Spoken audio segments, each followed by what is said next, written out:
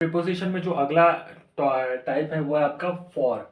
For का use कहाँ होता है, तो देखिए एक कंप्लीट पीरियड ऑफ टाइम के लिए किसका यूज किया जाता है, फॉर। जैसे मैं बोलूँ फॉर 2 मिनट्स, फॉर 10 आवर, तो यहाँ पर क्या है, कंप्लीट पीरियड ऑफ टाइम है 2 घंटे, मतलब कि 120 मिनट, मतलब कंप्लीट है टाइम की वैल्यू है, टाइम के बारे में बताया जा रहा है, मतलब जो टाइम कंप्लीट हो, पूरा कंप्लीट हो, उस सेंस में क्या यूज करते हैं, फॉर।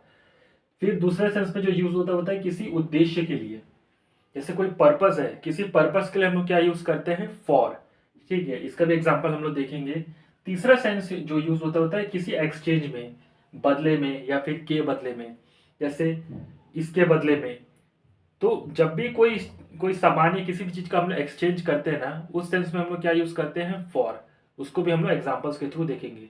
तो देखिए जो पहला टाइप है वो है एक कंप्लीट पीरियड ऑफ टाइम के लिए यूज होता है किसका, फॉर का। जैसे मैं बोलूं अमित 2 घंटे से खेल रहा है, तो क्या होगा, अमित हैज बीन प्लेइंग, देखिए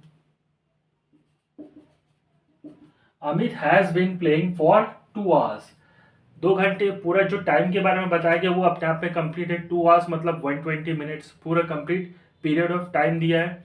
तो जब भी कंप्लीट पीरियड ऑफ टाइम के बारे में बात होती है उसके लिए हम लोग क्या यूज करते हैं, फॉर का यूज किया जाता है।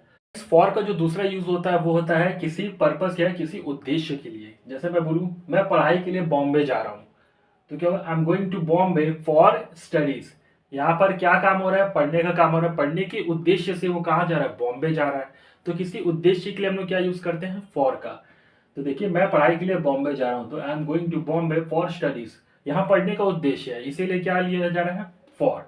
ठीक है, ठीक उसी प्रकार मैं यहाँ तुम्हारे लिए आया, तो क्या होगा, आई केम हियर फॉर यू। तो किसके लिए, तुम्हारे लिए, उस पर्सन के लिए आया। ठीक है, तो आने का उद्देश्य क्या था, वो इंसान। तो उस कंडीशन में भी हम लोग क्या यूज किए, फॉर। मतलब फॉर का बेसिकली यूज किसके लिए भी किया जाता है, किसी उद्देश्य के लिए। ठीक है, ठीक उसी प्रकार फॉर का जो तीसरा यूज होता है वो होता है एक्सचेंज में। एक हाथ दे तो फिर दूसरे हाथ ले। एक्सचेंज मतलब बदले में या फिर के बदले में। जैसे मैं बोलूँ मैं 5 रुपए में पेन खरीदा, तो क्या I bought this pen for 5 rupees. यहाँ पर खरीदने का काम हो रहा है, मतलब आप पैसा दे रहे हो और पेन खरीद रहे हो, तो एक्सचेंज हो रहा है। तो यहाँ पर क्या यूज करेंगे, फॉर का।